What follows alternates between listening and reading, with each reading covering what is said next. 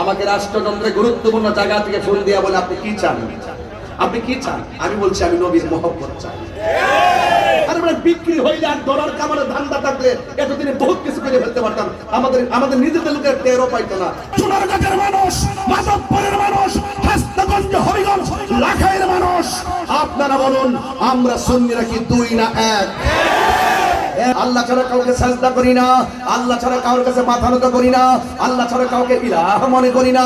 আমরা মাকে সম্মান করি মা জানে, বাবাকে সম্মান করি বাবা জানে, উস্তাদকে সম্মান করি উস্তাদ জানে, রাসূলুল্লাহকে সম্মান করি রাসূল জানে, নবীকে সম্মান করি নবী জানে, মা বাপকে সম্মান করি মা বাবা জানে, আল্লাহকে সম্মান করি আল্লাহ জানে। আমাদের কনসেপ্ট, আমরা মাজারে গিয়ে সাজদা করি না, আমরা মাজারে গিয়ে জিয়ারত করি। জিয়ারত করা হলো সুন্নাত। এই সুন্নাতকে অনেকে পূজার সঙ্গে তুলনা করে। আমরা করি জিয়ারত, আর তারা আমাদেরকে মাজার পূজারীর ট্যাগ দিয়ে রাষ্ট্রযন্ত্র থেকে আমাদেরকে বিচ্ছিন্ন করে যে মাইনাস ফর্মুলা সৃষ্টি করে বৈষম্য সৃষ্টি করে রাখা হয়েছে। এই বৈষম্যের তার বাংলা জবাব দিয়ে বৈষম্যের দেয়াল ভেঙে খান খান করে দেওয়ার জন্য সুন্নি জনতাকে ঐক্যবদ্ধ হতে হবে। কথা বলেন ঠিক?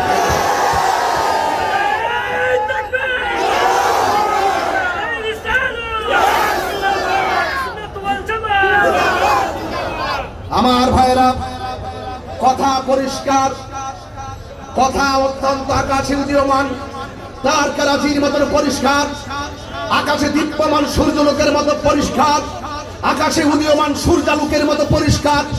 ইউনিভার্সাল প্রুফ হিসাবে আমি বলে দিয়ে যেতে চাই, আজকে রাষ্ট্রযন্ত্র আহলে সুন্নাত ওয়াল জামাতকে মাইনাস ফর্মুলা রেখেছে একটা মাত্র কারণ, ওই সমস্ত রাষ্ট্রযন্ত্রের ডানে বামে স্বাধীনতা বিরোধী, সার্বভৌমত্বের বিরোধী, ধর্মদ্রোহী, দেশদ্রোহী মানুষের ছত্রছায়ায় রাষ্ট্রযন্ত্র পরাধীনতার শৃঙ্খলা আবদ্ধ হওয়ার কারণে মনে হচ্ছে যেন জিম্মি হয়ে আছে।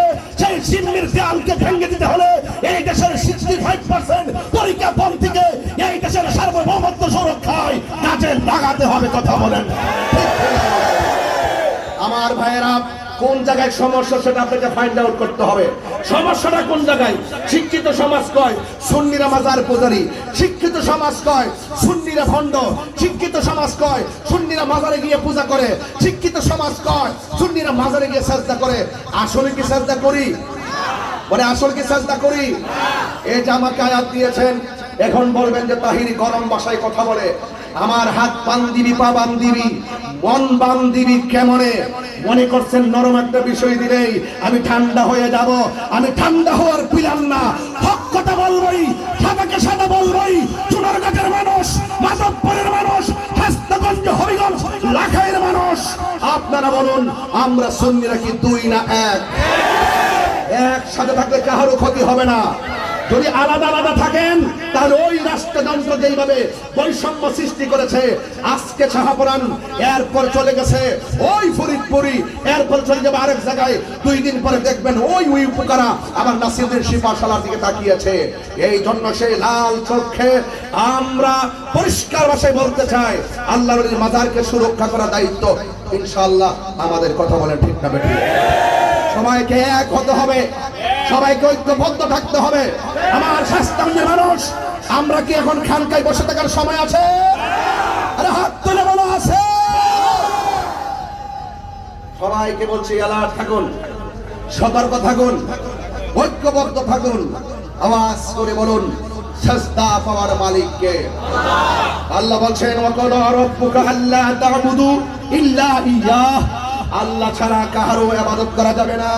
আল্লাহ বলেন তোমাদের উপরে ইবাদত করাকে আবশ্যক করে দেওয়া হয়েছে। আল্লাহ বলেন ওয়া ইলাহুকুম ইলাহু ওয়াহিদুন লা ইলাহা ইল্লা হুয়ার রহমানুর রহিম। কুল হুয়াল্লাহু আহাদ আল্লাহুস সামাদ লাম ইয়ালিদ ওয়া লাম ইউলাদ ওয়া লাম ইয়াকুল লাহু কুফুয়ান আহাদ।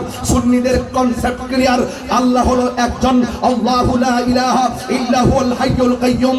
আল্লাহ হলো চিরঞ্জীব সর্বনিয়তা, লা তাখুযুহু সিনাতু ওয়া লা নাওম। আল্লাহর তন্দ্রা নাই, নিদ্রা নাই। আল্লাহ পাকের তন্দ্রা নাই নিদ্রা নাই। হ্যাঁ, লাউ কানা আলিহাতুন ইল্লাল্লাহু লা ফাসাদাতা। হে আমার যুবক, লাউ কানা ফীহিমা আলিহাতুন ইল্লাল্লাহু লা ফাসাদাতা। আল্লাহ ছাড়া কোনো ইলাহ নাই যদি মনে করো যে আছে, সবকিছু কি হয়ে যেত, সব এলোমেলো হয়ে যেত।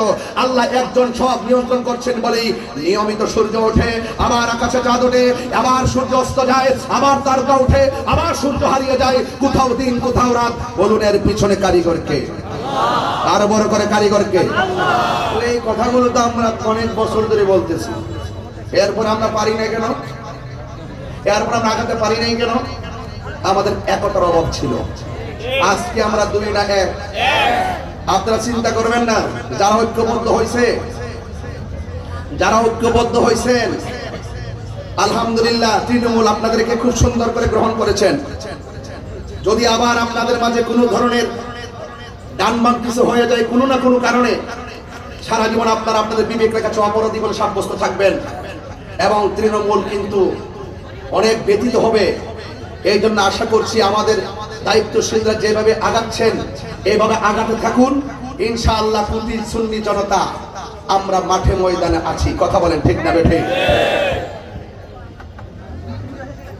আমাকে রাষ্ট্রযন্ত্রে গুরুত্বপূর্ণ জায়গা থেকে ফোন দিয়া বলে আপনি কি চান, আপনি কি চান? আমি বলছি আমি নবীর মহব্বত চাই, আমি নবীর প্রেম চাই, আর কিছু চাই না।